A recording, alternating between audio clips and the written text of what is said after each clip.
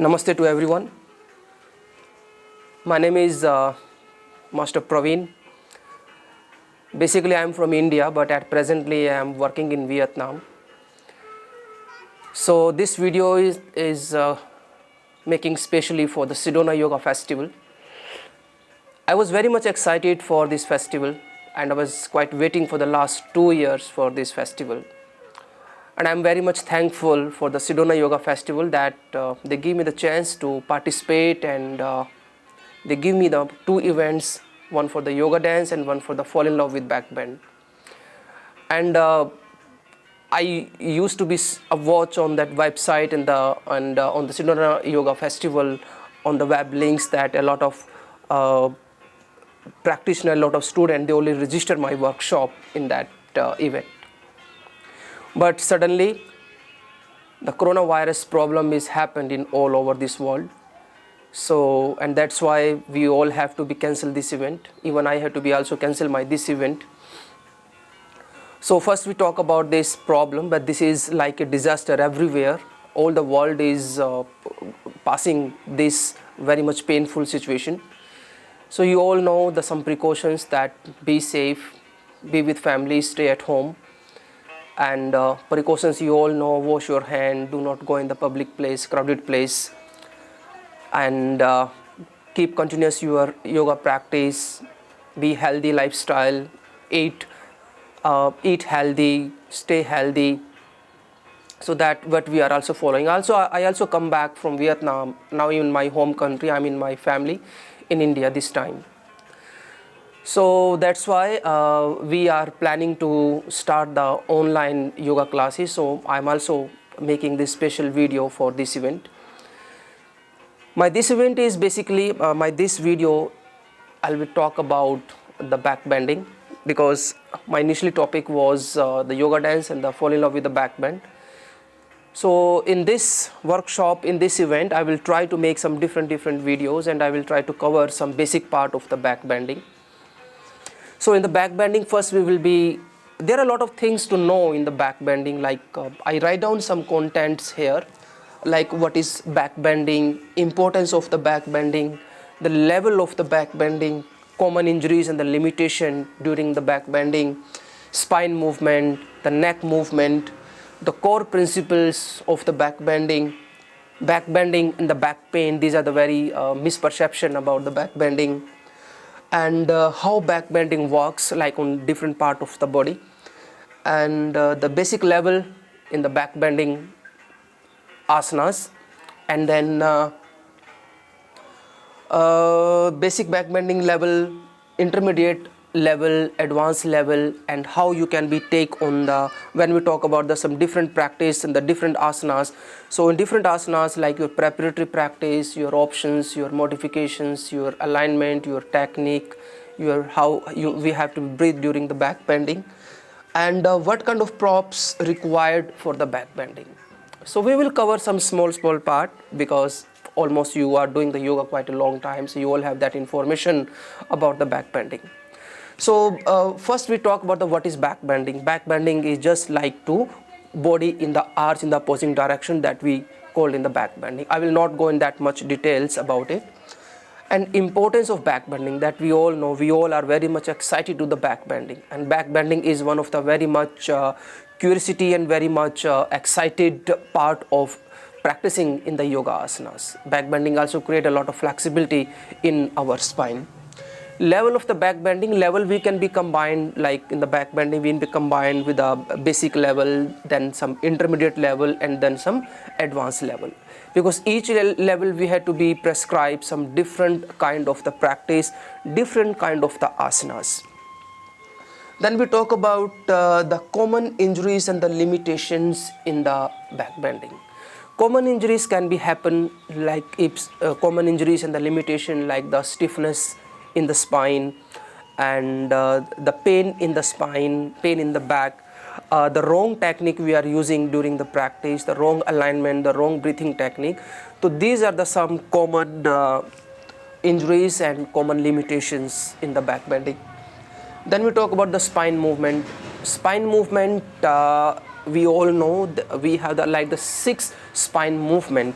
The six spine movement, like the forward bending, and then back bending, side bending left, side bending right, twisting left, and twisting right. So these all are the six movement of the spine. Then we talk about the neck movement, because neck is also the part of our spine. So the same, we have a six movement in the spine, so same neck also have a six movement, like looking up and looking down, drop the head left and drop the head on the right, turn the head on the left and turn the head on the right. So but we also need to be know like how you had to be use your neck. So usually we had to be lengthening the neck, then you had to be use your neck movement. Even you are looking up, you are looking down, you are dropping the head on the left and right, or even turning left and right side. So just one thing need to be taking care, so never sink your neck in any position. Even when you are dropping the head here and you are dropping the head here, the neck should be straight, lengthening, and then you have to be use the neck movement. When we talk about the back bending, in the back bending usually we use the movement of the neck, that is we are dropping the head. The common mistake in that, when we are using this movement, so we are sinking the leg in this position. So we have to be taking care that what I told you in the beginning, that you have to be lengthening the neck, and then you have to be drop the head. Because if we are sinking the head, so it can be cause of some another problem. Might be you heard about it, like during the back bending, somebody have the problem like they feel the dizziness, somebody they feeling the fainting problem, somebody they feeling the darkness. So these are the common symptoms during the back bending, and sinking the neck can be one main reason that all this problem is happening during the back bending. So we have to be very much taking care when we are doing the back bending. Some cases when we are having enough flexibility, enough ability, when we are want to be go in the very hyper movement, in that time we can be drop the head in a bit more down. But most of the time, whenever you do any back bending position, even in the standing, even in the sitting, even in the lying position, so please taking care your neck movement should be straight, the neck should be lengthening, and then you have to be drop the head. When we come on the practical part, then I will be explain a bit more about it. Then we come on the core principle of the back bending. Okay, now we will be cover that part. In the core principle, when we talk about core principle, we start from the neck movement that I just explained. The neck movement I already explained about it, lengthening, and then you have to drop the head. The second thing is the shoulder girdle, means how you have to use the shoulder during in the back bending position. So just a simple formula, your shoulder should be away from the ear, not be sinking position. If your shoulder is sinking, you never ever use the proper spine in your back bending practice. So just taking care, shoulder should be away from the ear. When we come on the practical part, I will give you some practice for the shoulder opening, how your shoulder opening will be affect your upper back opening, because shoulder and the upper back is the combined together. And the next is coming the thoracic opening, like how you have to be use your mid back. You can see the thoracic opening. So whenever you go with the back bending, so always you have to be extend your rib cage, or you have to be lift up your spine, and then you have to be come in the back bending position. Example, like if we are going in the camel pose, so first you have to be extend the rib cage, lift up the spine, and then you have to come in the back bending. If you are not doing like that, so if you directly come in the back bending, so you can feel that all the compression, all the pressure will become in your lower back, and that can be very harmful. So this is also a very common mistake, and it's a very common problem, like a back pain. Even we are doing the yoga practice for 3 year, 4 year, 5 year, 10 year, that we are doing the back bending and we are getting the back pain. This is one of the main problem, because we are not very much focused like how to use our complete spine and how to work on that. So this is about the movement of the thoracic opening. Then we come on the core connection. We all know the back bend and the core has a very strong connection. Weak core cannot be have a good back bending. So, and if your core is strong, so it will be also affect your back bending. Might be also heard about it, like if somebody have a back pain, especially the lower back pain, we avoid them to practice for the core strengthening posture because it has a very strong connection. So during the practice of the back bending, this is also important that how you have to be use your core. So core, always you have to be contract and you have to be engage your core, and then you have to become in particular any back bending posture. That can be differ, even it is a simple posture, or even is an intermediate posture, or even it can be any advanced level posture. So you have to be very much care about it. Then we come on the one more practice, that is we say the pelvic girdle, like how you have to be use your pelvic girdle, the movement of your hip. So that is another topic, like how many movement in the pelvic. I will not go in that much detail. I will just talk about which movement we are using in the back bending. So pelvic movement we using, like the one was a very common movement in the pelvic. This we say the back tilt and the front tilt.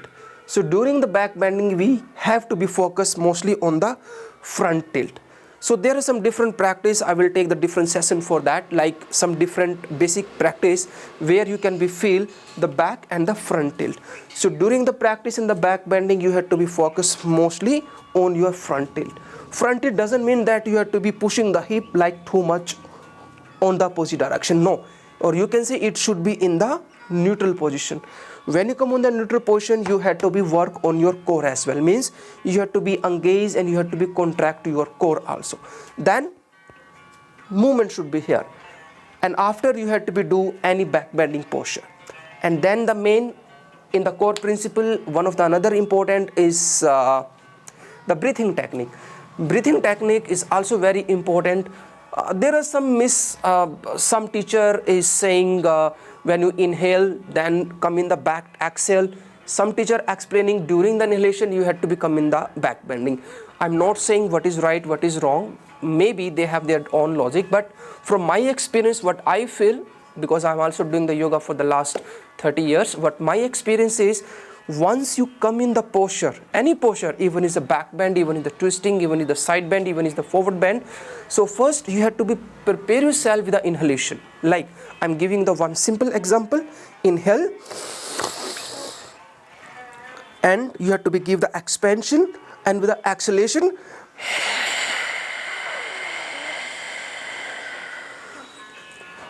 then you come in the any back bending posture. And once you come in the position, once you come in the final position, after that your breath should be continuous. Slowly inhalation, slowly exhalation, the breath not be so fast, so it should be normal, but you have to be aware about your breath. So that is about the core principle. I'm sorry that I'm going a bit fast because you all have that information. I'm just trying to be cover some small part in the core principle so that we can be aware about it. Then we come in the back bend and the back pain. This is also very funny thing. Like some people they think, some practitioner, even some teacher, they think like back bending is a back pain. But what I say, back bend is nothing about the back pain. So please don't be go for that. This is only happen when we are going in the very much hyper movement, when we are pushing and we are forcing ourselves too much during the back bending practice. So please taking care, always listen to yourself, always follow to yourself, and always respect to your body. Whatever is your body limit, follow it, and then slowly step by step you can be go in your deeper back bending practice.